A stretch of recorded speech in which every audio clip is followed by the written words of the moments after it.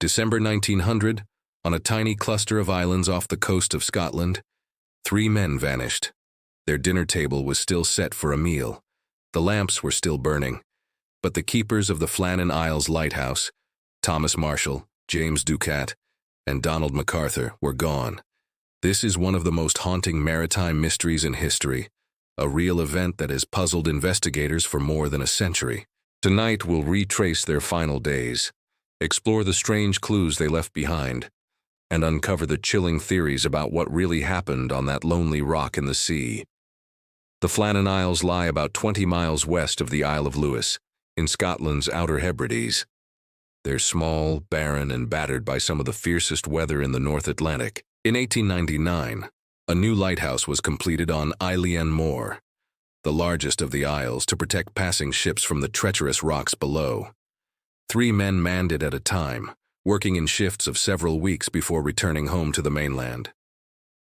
In December 1900, those men were Thomas Marshall, a young, disciplined assistant keeper; James Ducat, the head keeper, known for being calm and experienced; and Donald MacArthur, a relief keeper, infamous for his fiery temper.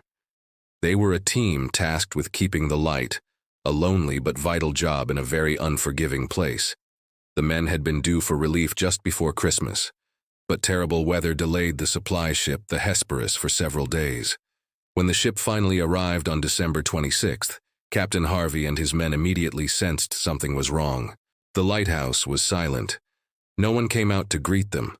The flag wasn't flying. Even the usual signs of life, like smoke from the chimney, were missing. When the relief crew went inside, what they found was chilling.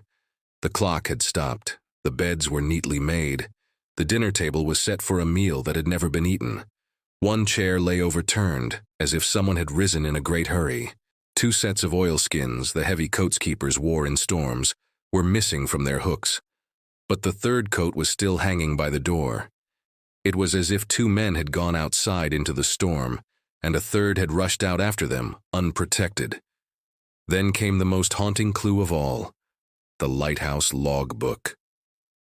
Thomas Marshall's handwriting grew increasingly distressed in the final days. On December 12th, he wrote that severe winds had hit the island, the worst he'd ever seen. He noted that the men were very upset, and that even MacArthur, usually a tough, fiery man, had been crying. The next day, the storm continued, and Marshall recorded that they were all praying. But here it's the chilling part.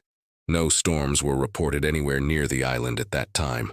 According to mainland records and ships in the area, the seas were relatively calm. The final entry on December 15th simply read, "Storm ended, sea calm. God is over all." After that, there was only silence. What kind of storm was Marshall describing? And why did it only seem to exist in his logbook? So what really happened on that island? Let's go through the leading theories. The first and most official explanation involves a giant wave. The western landing platform, where the men would secure boats and supplies, showed clear damage. Iron railings were bent. A storage box was smashed open. Ropes had been ripped from their fixtures, 100 feet above sea level. This suggested an enormous rogue wave had crashed against the cliff and swept the men away while they tried to secure equipment. 2 of them could have gone out to tie things down, and when danger struck, the 3rd rushed out to help, leaving his coat behind. It's plausible, but there's a problem. Why would 3 experienced keepers all leave the lighthouse unmanned, which was directly against regulations? And wouldn't they have recognized the immense danger of such a wave?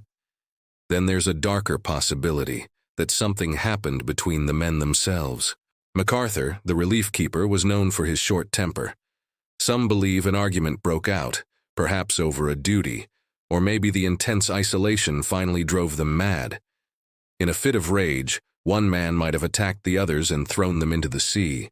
Then, realizing what he'd done, ended his own life. But there was no sign of blood or a struggle inside the lighthouse, and the overturned chair alone isn't enough to prove it. Over time, the story took on a life of its own. Locals whispered of sea spirits, ghost ships, and even alien abduction. Some versions of the tale claimed mysterious lights were seen hovering above the island that night. Others said the men had been taken by the sea. A poetic way of saying something beyond human understanding had claimed them. There's no hard evidence for these supernatural theories, of course, but it's hard not to feel a chill imagining that empty lighthouse, its light still turning through the thick fog. Modern historians often favor a more practical, if tragic, chain of events. A storm, perhaps a sudden and highly localized one not recorded on the mainland, did hit the island.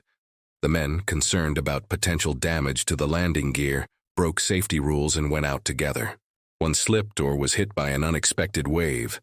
The others rushed to help him. And in that heroic but fatal moment, all three were swept away into the churning Atlantic. No conspiracy, no murder. Just the deadly, unpredictable power of the ocean and a single moment's misjudgment. The lighthouse continued to operate after the tragedy, staffed by new keepers. But none ever felt entirely comfortable there. For years, visiting crews reported eerie experiences, voices carried on the wind, the sound of footsteps in empty corridors and tools that seemed to move on their own. The case became so famous that it inspired poems, songs, and even films. The 2019 movie The Vanishing is loosely based on this very mystery, a testament to its enduring power to capture the imagination. Over a century later, the truth about the Flannan Isles mystery may never be known for certain. The lighthouse still stands, automated now, with no keepers needed to brave its isolation. The sea still crashes against the rocks, just as it did that winter in 1900. But every December, as storms roll across the Hebrides, some sailors say the light seems to flicker, as if the spirits of the lost keepers are still faithfully tending their post. 3 men vanished without a trace, and left behind one of the most haunting mysteries the sea has ever known. Thanks for joining us on this deep dive into history's unanswered questions. If you found this story as fascinating as we did, be sure to hit that like button and subscribe for more mysteries from the past. We'll see you in the next video.